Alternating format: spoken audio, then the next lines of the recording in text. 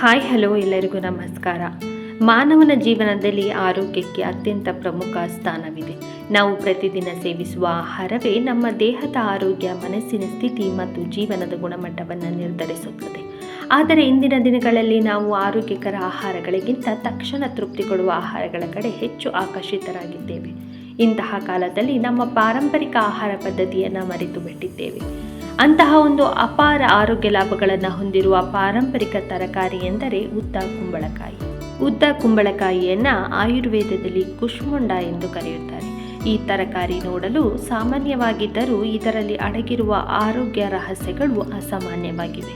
ಉದ್ದ ಕುಂಬಳಕಾಯಿ ಸುಮಾರು 90-95% ನೀರನ್ನು ಹೊಂದಿದೆ. ಇದರಿಂದಲೇ ಇದು ಶೀತಕಾರಿ ಗುಣ ಹೊಂದಿರುವ ತರಕಾರಿ ಎಂದೇ ಪರಿಚಿತವಾಗಿದೆ. ಉದ್ದ ಕುಂಬಳಕಾಯಿ ದೇಹಕ್ಕೆ ತಂಪು ನೀಡುವುದಲ್ಲದೆ ಹಲವಾರು ಆರೋಗ್ಯ ಪೌಷ್ಟಿಕಾಂಶಗಳನ್ನು ಒಳಗೊಂಡಿದೆ. ಇದರಲ್ಲಿ ಮುಖ್ಯವಾಗಿ ಇರುವುದೇನೆಂದರೆ ವಿಟಮಿನ್ ಸಿ ಮತ್ತು ವಿಟಮಿನ್ ಬಿ ಸಮೂಹವೇ ಇದೆ. ಫೈಬರ್, ಕ್ಯಾಲ್ಸಿಯಂ ಮತ್ತು ಐರನ್ ಇವುಗಳೆಲ್ಲ ದೇಹದ ರೋಗ ನಿರೋಧಕ ಶಕ್ತಿಯನ್ನು ಹೆಚ್ಚಿಸಲು, ಜೀರ್ಣಕ್ರಿಯೆಯನ್ನು ಸುಧಾರಿಸಲು ಮತ್ತು ಕೋಶಗಳ ಆರೋಗ್ಯ ಕಾಪಾಡಲು ಸಹಾಯ ಮಾಡುತ್ತವೆ. ಇದರಲ್ಲಿ ಕೊಲೆಸ್ಟ್ರಾಲ್ ಸಂಪೂರ್ಣ ಶೂನ್ಯವಾಗಿದ್ದು, ಕ್ಯಾಲರಿ ಪ್ರಮಾಣ ಅತಿ ಕಡಿಮೆ ಇರುವುದರಿಂದ ತೂಕ ಹೆಚ್ಚಾಗುವ ಭಯವಿಲ್ಲದೆ ಸೇವಿಸಬಹುದು. ಇಂದಿನ ಜೀವನ ಶೈಲಿಯಲ್ಲಿ ದೇಹದ ಉಷ್ಣತೆ ಹೆಚ್ಚಾಗುವುದು ಸಾಮಾನ್ಯವಾಗಿದೆ. ಬಿಸಿಲು, ಅತಿಯಾದ ಒತ್ತಡ, ಮಸಾಲೆ ಆಹಾರ ಮತ್ತು ಕೃತಕ ಪಾನೀಯಗಳು ದೇಹದಲ್ಲಿ ಉರಿ ಮತ್ತು ಅಸಮತೋಲನವನ್ನು ಉಂಟುಮಾಡುತ್ತವೆ. ಉದ್ದ ಕುಂಬಳಕಾಯಿ ಒಂದು ನೈಸರ್ಗಿಕ ಶೀತಕಾರಿ ಆಹಾರವಾಗಿದ್ದು, ದೇಹದ ಒಳಗಿನ ಉಷ್ಣತೆಯನ್ನು ತಗ್ಗಿಸುತ್ತದೆ. ಇದು ಬಾಯಿಯ ಪೆಟ್ಟು, ಚರ್ಮದ ಉರಿ, ದೇಹದ ದಹನ ಸಮಸ್ಯೆಯನ್ನು ನಾಶಗೊಳಿಸುತ್ತದೆ. ಉದ್ದ ಕುಂಬಳಕಾಯಿಯ ಆರೋಗ್ಯ ಉಪಯೋಗಗಳ ಜೊತೆಗೆ ಇದರ ಬಸ್ಸಾರನ್ನು ಯಾವ ರೀತಿಯಾಗಿ ಮಾಡೋದು ಅಂತ ಹೇಳ್ಕೊಡ್ತೀನಿ. ಇದು ಉದ್ದ ಕುಂಬಳಕಾಯಿ ಸ್ವಲ್ಪ ಬಲ್ದಂಗಾಗಿದೆ, ಹಾಗಾಗಿ ಇದರ ಸಿಪ್ಪೆಯನ್ನು ಈ ಥರ ಹೆರ್ಕೊಂಡು ಚಿಕ್ಕದಾಗಿ ಇದನ್ನು ಕಟ್ ಮಾಡ್ಕೋಬೇಕು. ಮಾನವನ ಆರೋಗ್ಯದ ಮೂಲವೇ ಸರಿಯಾದ ಜೀರ್ಣಕ್ರಿಯೆ. ಜೀರ್ಣಕ್ರಿಯೆ ದುರ್ಬಲವಾದಾಗ ಹಲವಾರು ಸಮಸ್ಯೆಗಳು ಶುರುವಾಗುತ್ತವೆ. ಉದ್ದ ಕುಂಬಳಕಾಯಿ ಫೈಬರ್ ಸಮೃದ್ಧಿಯಾಗಿದ್ದು ಹೊಟ್ಟೆಯ ಚಟುವಟಿಕೆಯನ್ನು ಸರಿಗೊಳಿಸುತ್ತದೆ. ಗ್ಯಾಸು, ಅಸಿಡಿಟಿ, ಎದೆ ಉರಿ, ಮಲಬದ್ಧತೆ ಇಂತಹ ಸಮಸ್ಯೆಗಳಿಗೆ ಇದು ಸಹಾಯವಾಗುತ್ತದೆ. ಹೆಚ್ಚಾಗಿ ಉಷ್ಣ ಸಮಸ್ಯೆ ಇರುವವರು ಇದನ್ನು ತಮ್ಮ ಆಹಾರದಲ್ಲಿ ಸೇವಿಸಬಹುದು. ಇದರ ಒಳಗಡೆ ಬೀಜ ಇರುತ್ತೆ ಕಟ್ ಮಾಡಿದಾಗ, ಸೊ ಅದನ್ನು ಸಾರಿಗೆ ಹಾಕಿದ್ರೆ ಅಷ್ಟು ಚೆನ್ನಾಗಿರಲ್ಲ. ಎಳೆದಿದ್ರೆ ಹಾಕಿದ್ರೆ ನಡೆಯುತ್ತೆ. ಇದು ಸ್ವಲ್ಪ ಬಲ್ತಂಗಾಗಿದೆ ಬೀಜ, ಹಾಗಾಗಿ ಇದನ್ನು ಒಳಗಡೆ ಇರೋ ಬೀಜನೆಲ್ಲ ತಕ್ಕೊಂಡು ಈ ಥರ ನೀಟಾಗಿ ಕಟ್ ಮಾಡ್ಕೋಬೇಕು. ಪ್ರತಿದಿನವೂ ಉದ್ದ ಕುಂಬಳಕಾಯಿಯನ್ನು ಸೇವಿಸಿದರೆ ಮಾನಸಿಕ ಒತ್ತಡ ಕಡಿಮೆಯಾಗುತ್ತದೆ ಮತ್ತು ನಿದ್ರಾ ಸಮಸ್ಯೆ ಕಡಿಮೆಯಾಗುತ್ತದೆ ಮತ್ತು ಮನಸ್ಸಿಗೆ ಶಾಂತಿ ದೊರೆಯುತ್ತದೆ. ಉದ್ದ ಕುಂಬಳಕಾಯಿ ಮೆದುಳಿಗೆ ಸಂಬಂಧಿತ ಆರೋಗ್ಯದಲ್ಲೂ ಪ್ರಮುಖ ಪಾತ್ರವನ್ನು ವಹಿಸುತ್ತದೆ. ಆಯುರ್ವೇದದಲ್ಲಿ ಇದನ್ನು ಮದ್ಯ ರಸಾಯನ ಎಂದು ಕರೆಯುತ್ತಾರೆ. ಎಂದರೆ ನೆನಪಿನ ಶಕ್ತಿ, ಏಕಾಗ್ರತೆ ಮತ್ತು ಮಾನಸಿಕ ಸ್ಥೈರ್ಯವನ್ನು ಹೆಚ್ಚಿಸುವ ಆಹಾರ ಎಂದರ್ಥ.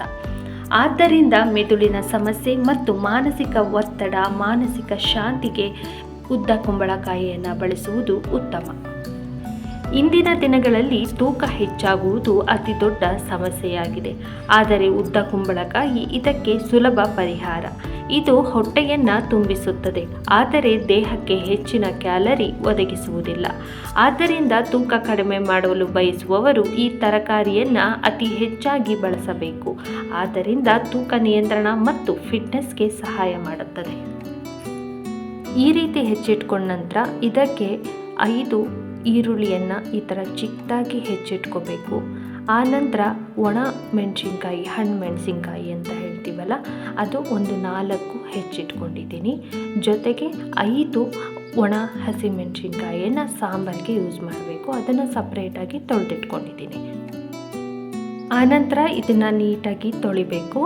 ಉದ್ದ ಕುಂಬಳಕಾಯಿ ದೇಹದೊಳಗಿನ ವಿಷಕಾರಿ ಅಂಶವನ್ನು ಹೊರಹಾಕುವಲ್ಲಿ ಸಹಾಯ ಮಾಡುತ್ತದೆ. ಇದು ಮೂತ್ರದ ಮೂಲಕ ದೇಹವನ್ನು ಸ್ವಚ್ಛಗೊಳಿಸುತ್ತದೆ. ಮೊದಲೇ ಸಿಪ್ಪೆ ಸಮೇತ ಒಂದ್ಸಲ ತೊಳ್ಕೊಂಡಿರ್ತೀವಿ. ಆಮೇಲೆ ಸಿಪ್ಪೆ ಹೆರ್ದಾದ್ಮೇಲೆ ಇದರೊಳಗಡೆ ಏನೂ ಇರೋದಿಲ್ಲ. ಆದರೂ ಹಾಗೆ ಫಾರ್ಮಾಲಿಟೀಸ್ಗೋಸ್ಕರ ತೊಳಿಬೇಕು. ಇದನ್ನು ತೊಳೆದಾದ್ಮೇಲೆ ಒಂದು ಕುಕ್ಕರ್ಗೆ ಇದನ್ನೆಲ್ಲ ಈ ಥರ ಕಟ್ ಪೀಸ್ಗಳನ್ನೆಲ್ಲ ಹಾಕಿ ಇದಕ್ಕೆ ಟೀ ಗ್ಲಾಸಲ್ಲಿ 2 ಟೀ ಗ್ಲಾಸಷ್ಟು ತೊಗರಿ ಬೇಳೆಯನ್ನು ಆ್ಯಡ್ ಮಾಡಿ ನಾನಿಲ್ಲಿ ತಗೊಂಡಿರೋದು 1 kg ಆಗುವಷ್ಟು ಉದ್ದ ಕುಂಬಳಕಾಯಿ. ಹಾಗಾಗಿ ಇದಕ್ಕೆ ಅರ್ಧ ಲೀಟ್ರಷ್ಟು ನೀರು ಹಾಕಿ 2 ವಿಷಲ್ ಅಥವಾ 1 ವಿಷಲ್, ಬೇಳೆ ಬೇಯೋದಕ್ಕೆ ನಿಮಗೆ ಎಷ್ಟು ವಿಷಲ್ ಬೇಕು ಅಷ್ಟು ವಿಷಲ್ ಹೊಡೆಸ್ಕೊಂಡು ಓಪನ್ ಮಾಡಿದ್ರೆ ಈ ಥರ ಇರುತ್ತೆ. ಇದಕ್ಕೆ ನೀರನ್ನು ಬಸ್ಕೋಬೇಕು ಅಂತ ಹೇಳ್ತೀವಿ. ಇದು ಸಪ್ರೇಟಾಗಿ ನೀರು ಬೇರೆ ಮತ್ತು ಸಾಂಬಾರಿಗೆ ಕಾಯಿ ಬೇರೆ ಮಾಡ್ಕೋಬೇಕು. ಇದಕ್ಕೆ ಈಗ 1 ಸ್ಪೂನ್ ಜೀರಿಗೆ, 4 ಹಣ್ಣುಮೆಣಸಿನ್ಕಾಯಿ, 1 ಈರುಳ್ಳಿ, 1 ಬೆಳ್ಳುಳ್ಳಿ, ನಿಂಬೆಹಣ್ಣು ಗಾತ್ರದಷ್ಟು ಹುಣಸೆಹಣ್ಣು, 5 ಸ್ಪೂನ್ ಕೊಬ್ಬರಿ ಹಾಕಿ ರುಬ್ಕೊಂಬಂದಿರುವ ಖಾರವನ್ನು ಈ ನೀರಿಗೆ ಮಿಕ್ಸ್ ಮಾಡ್ಕೋಬೇಕು.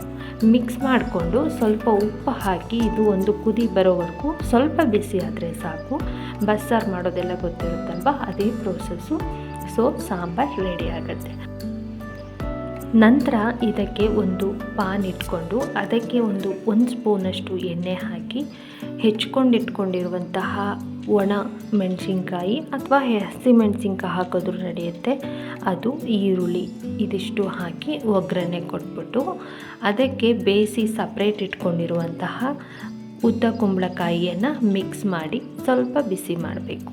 ಮೂತ್ರದಲ್ಲಿ ಉರಿ, ಯೂರಿನ್ ಇನ್ಸ್ಪೆಕ್ಷನ್, ದೇಹದಲ್ಲಿ ನೀರು ಕಡಿತ ಸಮಸ್ಯೆಗಳಿಗೆ ಇದು ಉತ್ತಮ ಆಹಾರವೆಂದು ಪರಿಗಣಿಸಲಾಗಿದೆ. ಹಳೆಯ ಕಾಲದಲ್ಲಿ ಉದ್ದ ಕುಂಬಳಕಾಯಿಯನ್ನು ಔಷಧಿಯ ಆಹಾರವಾಗಿ ಬಳಸಲಾಗಿತ್ತು.